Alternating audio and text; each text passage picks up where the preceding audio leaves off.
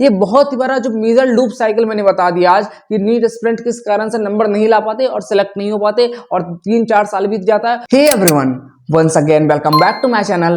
This is Harshad Kumar, is second year MBBS student at All India Institute of Medical Sciences Raebareli। तो जैसा कि most of the NEET student ये बोलते हैं भैया मुझे बहुत ज्यादा फिजिक्स टफ लग रही है, मेरे फिजिक्स में नंबर नहीं आ रहे। लेकिन फिर जब मैं उनसे पूछता हूँ कि अच्छा बताओ तुम्हारे बायोलॉजी में कितने नंबर आ रहे, तो वो क्या बोलते हैं भैया बायो में भी ज्यादा नंबर तो नहीं आ रहे, 250 260 नंबर ही आ रहे हैं। या इवन कुछ लोग बोलते हैं भैया मेरे बायो का 200 नंबर ही आ रहे। तो देखो यार, तुम लोग फिजिक्स के नंबर के कारण जितनी परेशान होते हैं ना, तुम्हें फिजिक्स से नहीं, तुम्हें बायोलॉजी से परेशान होना चाहिए। कि बायो ऐसा सब्जेक्ट है यार कि तुम बायो में 320 या 330 प्लस लाए भी ना तो नीट क्रैक कर ही नहीं सकते। और बायो में नंबर लाना बहुत आसान है। तो ऐसा क्यों नहीं करते तुम लोग कि पहले बायो में फोकस करके अपने नंबर को 550 तक के रेंज में ले जाओ, 500 या 550 के रेंज में ले जाओ, फिर फिजिक्स को इंप्रूव करके 100 नंबर और बढ़ा लेना। लेकिन नहीं, तुम लोग क्या परेशान होते हैं, फिजिक्स करना है फिजिक्स करना है फिजिक्स करना है, सारा टाइम फिजिक्स को देते हो, बायोलॉजी केमिस्ट्री हो नहीं पाती, ना ही फिजिक्स में नंबर आते हैं ना ही बायो केमिस्ट्री में नंबर आते हैं, तुम पूरा परेशान हो जाते हो और इस कारण से सिलेक्शन नहीं हो पाता है। ये बहुत ही बड़ा जो मेजर लूप साइकिल मैंने बता दिया आज कि नीट एस्पिरेंट किस कारण से नंबर नहीं ला पाते और सिलेक्ट नहीं हो पाते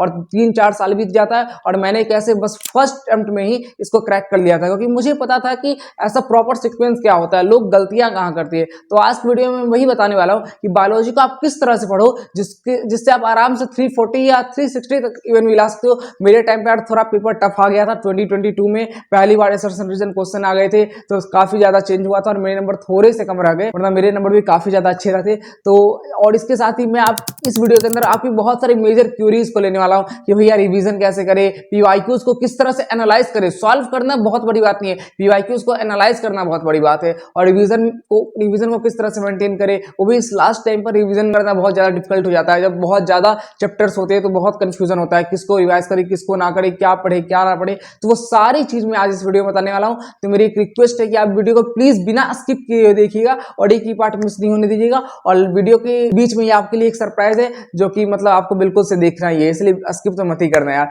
तो चलो इसी के साथ वीडियो को स्टार्ट करते हैं। Let's start the video. देखो यार, आज वीडियो में वही बात करने वाला हूं कि मैंने किस तरह से 345 स्कोर किया था in the NEET biology by just doing this. अब क्या है ये तो वीडियो में ही पता चलेगा ना। तो चलो वीडियो को स्टार्ट करते हैं। तो देखो यार, सबसे पहली चीज ये है ना कि रिवीजन इज द, एक बात इस बात को मान लो, कोई भी इंसान महाविद्वान नहीं होता, कोई भी चाणक्य नहीं है, कोई भी आइंस्टीन नहीं है, कोई कुछ नहीं है भाई। सबने रिवीजन की होती है, सबने अपने आप को रगड़ा होता है, सबने 20 से 30 बार एनसीईआरटी पढ़ी होती है। जो तुम्हारा दोस्त बोल रहा है ना जिसके 350 नंबर आ रहे और वो अगर बोल रहा है कि मैं 2 बार एनसीईआरटी पढ़ के याद कर लिया सब कुछ, तो भाई उसके बात में बिल्कुल सही विश्वास मत करो। ऐसा इंसान एग्जिस्ट ही नहीं करता दुनिया में। तुमको रगड़नी पड़ती है, तुमको बार बार चीजें पढ़नी पड़ती है, तभी जाके तुम्हारे नंबर आते हैं। और क्योंकि तुम्हें तब याद रहती है ना चीजें, जब तुम्हें चीजें याद रहेगी तभी तो नंबर आएंगे। तो इसलिए रिवीजन रिवीजन रिवीजन। और रिवीजन कितनी बार करनी चाहिए, तो जब तक तुम्हारे दिमाग में छप ना जाए। मैं क्लियरली बोल रहा हूं कि कोई लिमिट नहीं है। तो कोई बोलेंगे 10 बार, कोई बोलेंगे 15 बार, कोई बोलेंगे 20 बार, और वो तुम्हारे पे डिपेंड करता है। जैसे मैं अगर अपनी पर्सनली बात बताऊं, मैंने एनसीईआरटी की एटलीस्ट 30 बार रीडिंग मार दी होगी।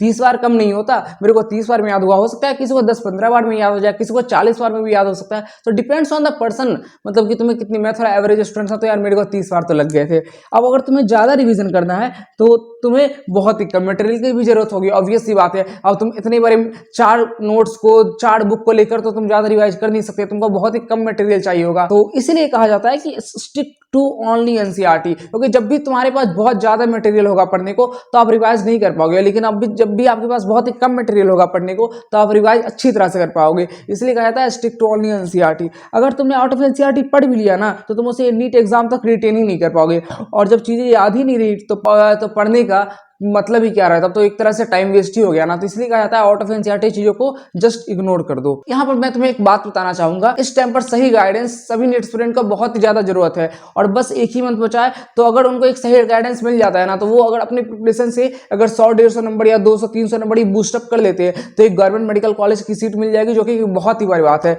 तो इसके लिए मैं उन सबको एक पर्सनली गाइड कर सकता हूँ। और वो गाइड मैं कैसे करूंगा, वाया जूम मीटिंग के थ्रू गाइड करूंगा कि तुम मेरे से वीडियो कॉल के कॉन्टेक्ट के थ्रू बात कर सकते हो आराम से, और वो भी at a very minimal cost, बहुत ही कम रुपये में। और उसके लिए तुम्हें कहाँ जाना होगा, तुम्हें Mijix.in पर जाना होगा, जिसका लिंक मैंने डिस्क्रिप्शन में दे दिया, आप चेकआउट भी कर सकते हो। और अगर आपको और डिस्काउंट चाहिए तो आप टेलीग्राम चैनल भी ज्वाइन कर लेना। तो एक चीज में, और जैसे एक मैं रिव्यू दिखाना चाहूँ एक स्टूडेंट का नाम वगैरह तो मैंने कट कर दिया है थोड़ा सेफ्टी इशू के लिए। और उसके बाद मैं देखो मेंटर हर्षित कुमार था, और देखो उसने क्या लिखा है, amazing, it helps not just like motivation but more about how to work properly. ये बहुत इंपॉर्टेंट होता है, आपको ये जानना होता है कि आप कम टाइम के अंदर भी एक मैक्सिमम आउटपुट कैसे निकाल के आ सकते हो। यही पूरा गेम ही है नीट का, कि आप कम टाइम के अंदर आपको एक मैक्सिमम आउटपुट निकाल के आना है। और more effective, it gives confidence to me improve myself, thanks Harshit sir. तो देखो हो सकता है इस तरह से आप भी कुछ लिखोगे कि आपको भी काफी हद तक हेल्प होगी और आप मेडिकल कॉलेज तक पहुंच जाओगे।